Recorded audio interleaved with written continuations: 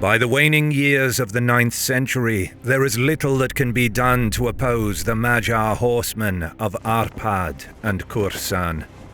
In the latter half of 898, a small scouting party of no more than 200 riders crossed the Pannonian plain with the permission of Arnolf, king of East Francia, and head for Italy. Nomadic Magyar armies had never set foot in Italy. Gathering intelligence was a key component of their way of war. Initiating a conflict would have been unthinkable without understanding the enemy's strength, willingness to fight, and other key factors. 3 days after setting off, the fast-moving riders encamped near the Brenta river. Over the next fortnight, they dispersed to survey a large area of northern Italy. The scouting mission extends as far west as the cities of Milan and Pavia. They assess the landscape, resources, the size and morale of enemy forces, potential routes for attack and retreat, areas rich in spoils, the number and defenses of nearby cities and castles, as well as suitable battlefield locations. A few Magyar scouts stay behind to act as spies and lookouts. The rest turn back after they gathered enough information. It was during this reconnaissance mission that the site for the upcoming battle was chosen. For decades after emerging from the Carpathian Mountains, the utility of Magyar riders as mercenaries and allies within armies of Europe has been well known. Great Moravia was among the first to entice them to raid the lands of East Francia. But the monsters they raised later turned on them. In 895, King Arnolf in turn recruited these fierce warriors for his campaigns against the Moravians, winning the vassalage of the Duchy of Bohemia and its ruler, Bořivoj. As a direct descendant of Charlemagne, Arnulf rules East Francia, one of the kingdoms that arose from the divided Carolingian Empire. Seeking to re-establish Charlemagne's empire, Arnulf moves on Italy in 896. He conquers Lombardy and defeats Guy of Spoleto, the would-be king of Italy. Continuing south, he subsequently liberates the city of Rome from Guy's son, Lambert. Arnulf's Italian campaign culminates with Pope Fornosus crowning him King of Italy and Augustus of the Western Empire. But on his way back to Pavia, disaster strikes when Arnulf suffers a stroke. Forced to return to Bavaria, he places his illegitimate son Ratold as a sub-king in an attempt to keep hold of Italy. But as soon as Arnulf crosses the Alps, it becomes clear that without his presence, direct control of Italy would be difficult. Worse, Ratold dies after less than a month on the throne. Arnulf, bedridden in Ratisbon, is unable to prevent the erupting turmoil in Italy. After 2 years of war and intrigue, Arnulf's main ally, Berengar of Friuli, himself a great-grandson of Charlemagne, manages to sweep the lands of Italy from under him, crowning himself king in Pavia in October 898. With his prestige damaged, Arnulf must act. Still suffering the debilitating effects of the stroke, he cannot lead a campaign into Italy in person. Instead, he sends envoys east to seek allies among the Magyars, who had by now occupied much of the Carpathian basin. At the meeting, the Franks point out that having Arnulf, a ruler of a strong kingdom, as an ally would serve the Magyars well. They offer gifts, payment, and free passage through Pannonia for the Magyars to attack Italy, to weaken or destroy Berengar. Several tribal leaders are present. Perhaps Árpád is among them, but this is not known. The Magyars consult each other and agree to ally themselves with the Franks. One of the chieftains stands up and waves to a servant at the entrance to lead a dog into the tent. Magyar leaders stand up and keenly observe the animal being led through the tent, as if they anticipate what is about to happen next. The Frankish delegation stands up as a sign of respect, though they are unsure what's going on. The servant places the dog in the middle of the table, and the room falls dead silent. During the short pause, the confused Franks look at each other. Moments later, they learn that the alliance will be concluded in the pagan way. With the animal sawed in half, the pact is sealed. After the meeting, the Magyar leaders send word to their warriors to prepare over the winter. Come spring, they are to assemble and ride along the rivers Sava and Drava to Aquileia, and then further into Italy.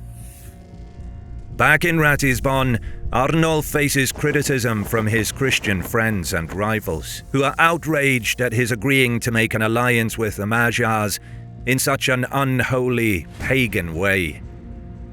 But the East Frankian king understands just how necessary the alliance with the nomads from the Carpathian basin is. Just a few years earlier, in 888, Arnolf took advantage of the death of his uncle Charles the Fat to wrest control of Lotharingia from West Francia and make it a kingdom ruled by his son Sventibold, thus integrating it into East Francia. Worse, in 889, he engineered the secession of the Kingdom of Provence from West Francia by supporting the claim of Louis the Blind to the throne, thus pulling much of Lower Burgundy into his own sphere of influence. Odo of France was forced to recognize Arnulf's gains, as he was busy fighting to consolidate his rule and endured attacks by the Viking raiders. Nevertheless, Arnulf's meddling in West Frankian affairs created a spark that could ignite a future war on his western flank. To the north, the East Frankian coastline and cities along major rivers that flowed into the sea were under attack by Viking marauders. To the south lay the hostile king of Italy, Berengar. So with pressure mounting all along his frontier, the alliance with the Magyars is of paramount importance, for it secures the Pannonian Marsh and Bavaria. And there is hope that the Magyars will successfully neutralize Berengar in Italy. Thus, with this one alliance, Arnulf has potentially secured his eastern and southern flanks without sacrificing a single soldier of his own. By the summer of 899, the Magyars enter northern Italy, unleashing hell on the Po Valley. When news of the invasion reaches Berengar, he is surprised at the sudden appearance of the Magyars, whom he had never heard of. Fast riders are dispatched throughout the kingdom to summon the army at Pavia. Despite the hasty mobilization, the combat readiness of Berengar's army is impressive. Several thousand cavalry, many of whom are the heavier, well-equipped and trained Carolingian mounted troops. Few thousand battle-hardened infantry and archers, most of whom possess experience from the recent wars in Italy. Over the ensuing weeks, trickling into Pavia is a drilled veteran force capable of taking on any opponent. Meanwhile, the Magyars carve a trail of destruction through northern Italy. Unprotected towns and monasteries are plundered. The rich countryside is pillaged around major cities. Walled cities escape destruction, as the Magyars still don't possess siege engines and knowledge to invest fortified positions. But the surroundings of Treviso, Vicenza, Verona, Brescia, and Bergamo are defiled by the marauding nomads. The only fortified town to fall is Feltre, taken in a surprise assault and subsequently ravaged and torched. The main Magyar thrust destroys the area around Milan and heads for Pavia, while contingents elsewhere pillage the surroundings of Padua, Este, Mantua, Cremona, and other cities. One detachment reaches as far west as the entrance to the Great St. Bernard Pass before turning back. The populace is terrified of these alien horsemen. Stories spread that they move through the countryside at night like wraiths, never standing still.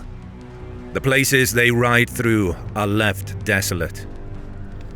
Right then, today's video is brought to you by an organization that I can personally recommend for the genuine positive change they make in the world. 80,000 Hours is an independent non-profit that understands your time is limited and wants to help you find a career with a more positive impact for free.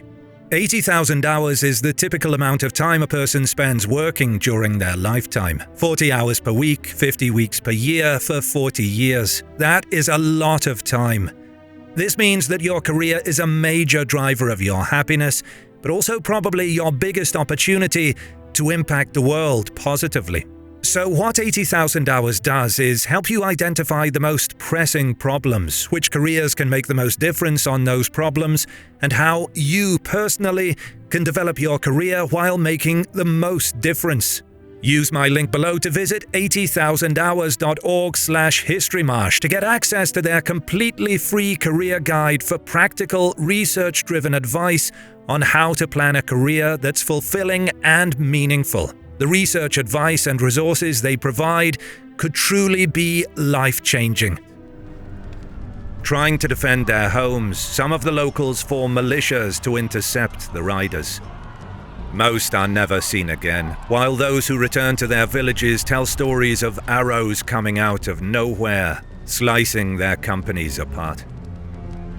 Reports of the devastation put pressure on Berengar. To prove himself a worthy king, he must show he can protect the people and their lands. There is to be no negotiations with the Magyars. They will perish or be taken prisoner. Finally, sometime in August, the king's army assembles. With 15,000 troops under his command, Berengar moves to expel the nomad interlopers. The Magyars, meanwhile, number 5,000 riders. But this force is broken up into smaller raiding parties across the Po Valley. The group of nomads that the King of Italy first encounters near Pavia likely numbers no more than 1,000 horsemen. Faced against overwhelming numbers, the Magyars shed some of their loot and ride northeast towards the Via Postumia, a pre-planned route of retreat. Being lightly armored, they outpaced the heavier Italian army. But another group of around 500 Magyars is spotted moving towards the Adda River. This contingent, however, refuses to leave their plunder behind. Encumbered, they are unable to elude Berengar's men. Several Italian detachments eventually fall upon them near the riverbank. Forced to swim across to save themselves, many Magyars drown trying to cross the river. Despite this victory, Berengar is not yet pursuing the enemy, for he is unsure of the total strength of the invading army. For now, the king is content with slowly pushing the nomads east until he can force them to accept battle. In fact, his primary focus for the time being is keeping the troops in high spirits ahead of what may turn into a prolonged campaign. Feasts in the camps along the marching route become a daily occurrence. Taverns and inns in the towns and cities the king's army passes through are turned into sites of revelry and debauchery. Such excesses may appear unseemly for a Christian king aspiring to become Holy Roman Emperor, but it's important to remember that at this time, northern Italy is a land tired of war, having faced constant conflict in recent years. For Berengar, thus, it is important to prevent jadedness among the rank and file, if he is to achieve victory on the battlefield. By now, more and more Magyar bands appear to the south, all streaming towards the Via Postumia to join the main host. Despite their number swelling to almost 3,000, Berengar remains unimpressed. What he sees is a ragtag raiding party, unskilled in taking fortified positions, and only capable of plundering weakly defended towns. They are no match for the quality and numbers of his troops. For now, the king is content to continue at a leisurely pace, but knowing that the open fields of Verona lay ahead, he orders his vanguard to catch up to the Magyars to test their mettle. Crossing the Mincio River, the Magyars leave the overgrown western bank of the river, the winding road disappearing in the dense forest behind them. Stepping onto the open fields west of Verona, the pristine countryside landscape is interrupted by the smouldering towns they pillaged just a few weeks ago. The traumatized populace, trying to rebuild their homes and their lives, flee in terror at the sight of the Magyars. But, unbeknownst to them, the nomads have no time for plunder, as it seems their only goal now is to reach their homeland. Perhaps amused by the fear that their mere presence instills in the locals, the Magyars remain oblivious to the enemy that has caught up with them. It is only when Berengar's vanguard crashes into the Magyar rear guard that the rest of the column is alerted. But on cue, from the center of the column, contingents of horsemen peel away and circle around to aid their comrades. At the back of the column, the nomad riders that are caught in the melee are unable to break away. The heavy Italian cavalry mauls through them, as their light armor offers little protection in close quarters. The still unengaged Magyars in the rear swerve to the side of the road and begin to circle around the enemy position. But Berengar's vanguard are shocked to see the nomads swiftly wheeling off to the side.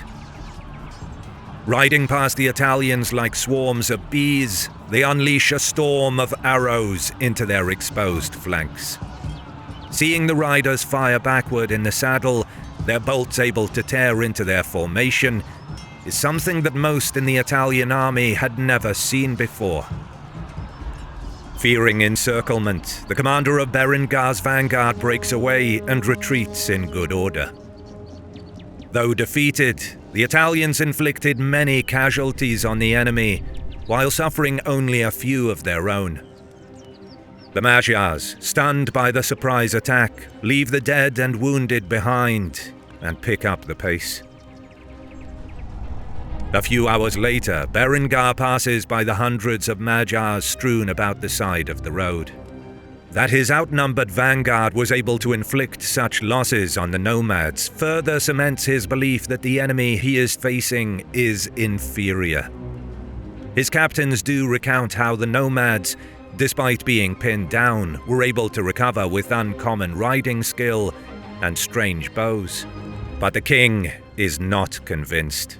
If the Magyars pluck up the courage to give battle, he will deal with them thoroughly. The next day, Magyar envoys approach Berengar. They promise to return all their plunder and ask to be allowed to return home safely. "Cowards!" Berengar shouted at the frightened envoys. In the king's mind, their plea only shows that Magyars are nothing but cowards, ready to defile his lands, but afraid to meet him in battle. He refuses the offer out of hand and sends the envoys on their way. Eager to avenge the harm these looters inflicted upon his prestige, Berengar orders a forced march to close the distance. Finally, on the far side of the river Brenta, the Magyar campfires are sighted. Around 3,000 Magyars coalesced on the eastern bank, resting their horses before continuing east. Aware of their numerical and armor disadvantage, they intend to use the river as a barrier to contest a possible crossing by the enemy. But in his camp, Berengar is content with keeping the nomads within arm's reach, ready to utilize his superior numbers and armor at the right moment. From inside the walled perimeter, music and feasting can be heard. The 15,000-strong army is in high spirits. In late afternoon, another Magyar delegation comes to plead with Berengar. And once again, they are rebuffed. Now that he caught up with them, the king intends to punish them for defiling his lands. But the Magyars continue their overtures. In a last-ditch effort, they promise to surrender all prisoners, their loot, weapons, and spare mounts, as well as give over their very children as hostages, with the oath that they would never enter Italy again. Such terms can only mean that the Magyar ranks are in disarray, or so Berengar and his council thought. If the nomads are so desperate, the king is convinced they will accept anything just to save their skin, so he demands their total surrender. The envoys agree to bring his offer to their leaders. But with the sun setting, negotiations are halted. Berengar sends the delegation across the river, expecting their surrender the next morning. But what the king is unaware of is that the Magyars are stalling and have no intention of reaching an agreement. In fact, Berengar's own camp sits on the field that the nomads chose as the battle site. So while talks dragged on for much of the previous afternoon, most of the disparate Magyar forces have consolidated at the meeting spot on the Brenta. 1,000 riders arrived in small groups from their raid through northern Italy. These have not partaken in the forced flight. They were rested and their mounts fresh. The nomad army is now bolstered to 4,000 horsemen. Now that most of their host has gathered, they put their battle plan into motion. As the revelry in the Italian camp finally goes quiet, about 1.5 miles to the north, 2,000 horsemen make it across the river at a ford their scouting mission located a year ago. Likewise to the south, 1 mile from their camp, another contingent of 1,500 riders makes a crossing of their own in the dead of night.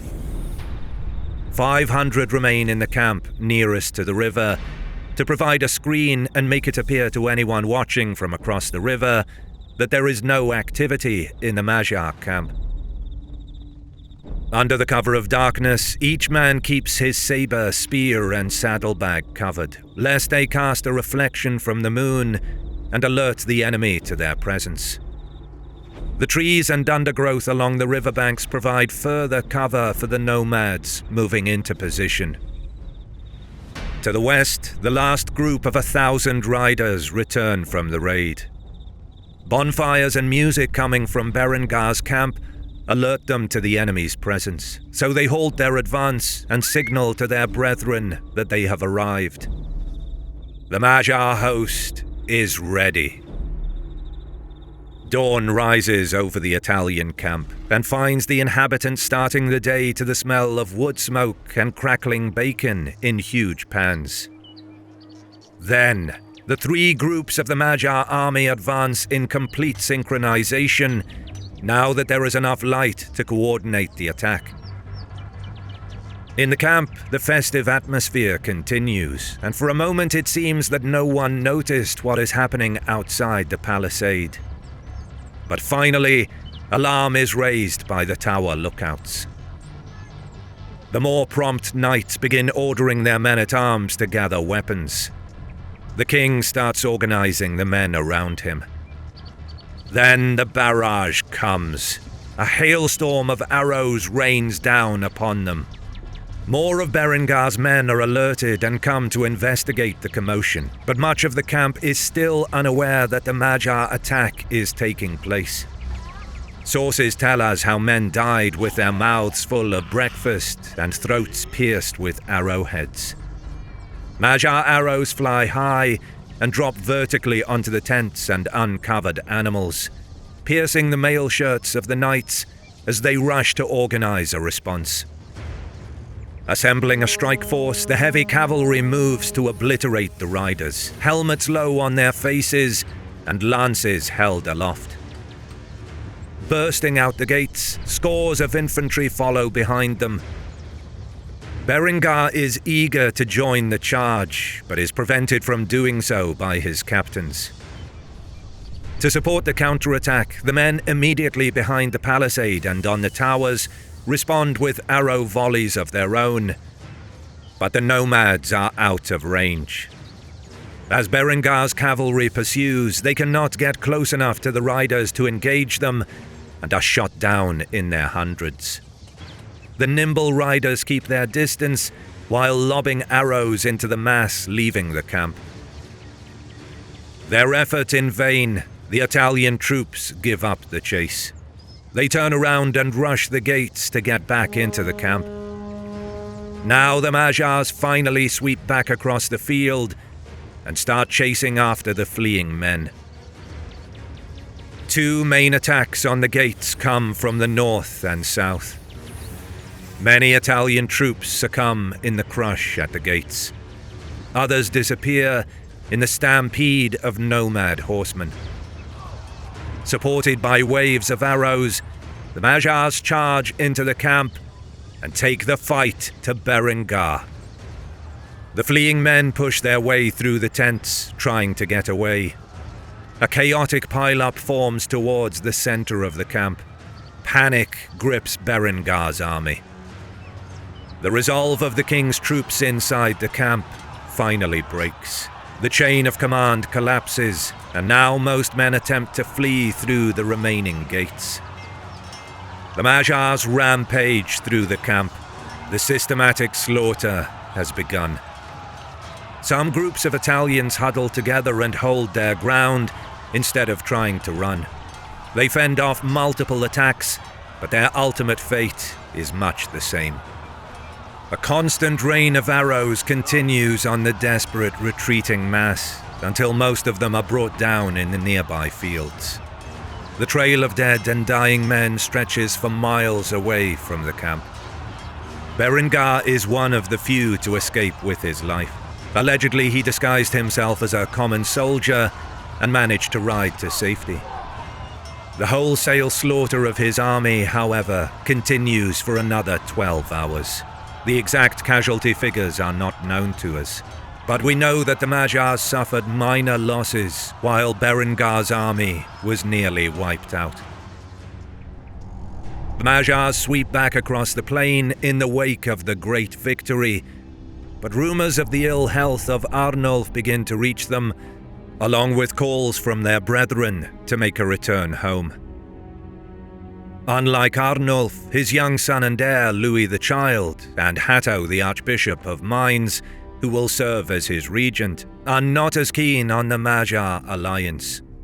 Once the king is dead, it is likely that conflict will be the result.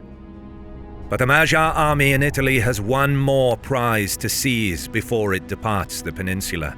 This conquest could be richer than all of the previous rewards combined. The small outer towns and villages of the Republic of Venice fall as easily to the Magyars as any of the other unwalled settlements throughout Lombardy. The people flee in boats for safety in the city of Venice. But Cittànova is laid low and put to flame. John the Deacon chronicles that Equolo, Fine, Chioggia and Cavazzere suffer the same fate. Venetians with the ability to travel get away to the more isolated islands of the Rialto and the Metamauco, the islands that have become the heart of Venice since the failed attack by Pepin, son of Charlemagne 80 years before.